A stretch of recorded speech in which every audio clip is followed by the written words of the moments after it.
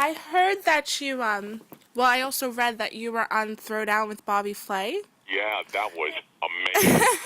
I watched that show. So It was amazing. It's funny because I used to watch the show and think that it was all make believe. In other words, Oh. TV. And you know what? They go through incredible lengths to throw you off the path. Because when the Food Network came to me, because I did the Food Network back when it first started, when no one was really actually even watching it, and so I didn't give it much of attention because I was really into the restaurant and cooking. So I did 5 shows with Donna Hanover and someone else there, and it was called In Food Today, and it did very well. But I didn't have the time because I really wanted to cook. Obviously, not realizing the animal that it has become. Yeah. It's just amazing. So, when they came to me, they said to me, "Look, we saw your old shows. We want you back. We want to do a reality show about a Latin chef. Would you be interested?" And knowing the power that TV has, I said, "You know what? Yes, let's do this." So for 7 days, they followed me around everywhere I went. Wow. I woke up at 7 o'clock in the morning to go get my meat. Bang, they were there with cameras outside. I got in my car. Bang, they were there. I mean, it was just amazing. Then the day of the show, they basically turn around and say, "Look, we want to see how you are in a live audience. How do you deal with a live audience? No script, no nothing. Just go out there and do it." And I said, "Let's go. Let's make this happen." So they take my restaurant, they turn it into a TV production studio. Amazing what these guys can do. And I start doing my shtick. I just start doing my sandwich. Here I am. And then all of a sudden, I see this guy walking through the door. And I'm like, "Man, could that be Bobby?" So he comes over, and I'm going, "Look at this. Bobby Flay in my restaurant in Jersey City, New Jersey, not even thinking about a throwdown, just that he was coming to watch it." I mean, that's all I thought. So then when he walks over to me and he goes, "Nick, I hear that your Cuban sandwich is probably the best Cuban sandwich on the East Coast. Is that true?" And I said, "Well, what? That's what people say. I don't know if it's true, but that's what people say." And he goes to me, "Well, I beg to differ."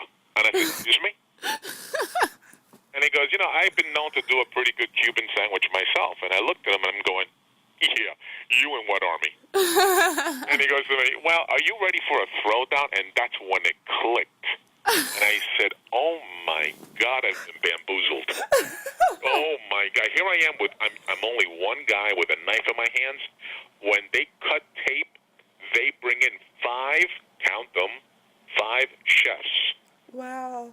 Not just him, because the camera's on him and his 2 girls that he cooks with. They had 4 other people behind him doing and prepping, and amazing. And I'm going, how in the hell am I going to beat this? But you did. Yes, I did. I did. How did that feel? Yeah, listen, I went from selling 100 sandwiches a day to 300, 400, 500 Oh my gosh. sandwiches a day, shipping it all over the United States to parts of the country that have never even heard of a Cuban sandwich, like Montana. Wow. Yeah, the power that guy has is amazing. Oh, that's great. Yeah. That's and great. he stayed a friend, Ever so often he calls me up to see what he's doing, because he loves Miami.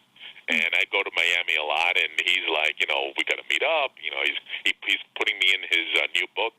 Oh, that's great. Which is fabulous, That's great. Cool, yeah.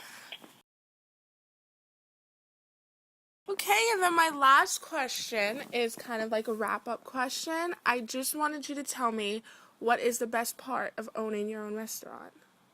Making people happy. Instant gratification. The nice thing about the restaurant business is that you will know immediately, not tomorrow, not 3 days from now, if the person is happy or is not. I take it both with a grain of salt, and that's what I love about it. I love putting on a show and making every day a show. So when my customers come here, I want them to be happy. I want them to be like if they were coming to my home and they were going to be fed, and they were going to have a good time. Because otherwise, you stay home and you cook it yourself. Yeah. And that's what it's all about, is, it's making people want to come out and experience. That's why I have dancing in the weekends. That's why I offer so many different things, so you don't have to go home. You could just stay a couple hours, enjoy yourself, then go home and go to sleep.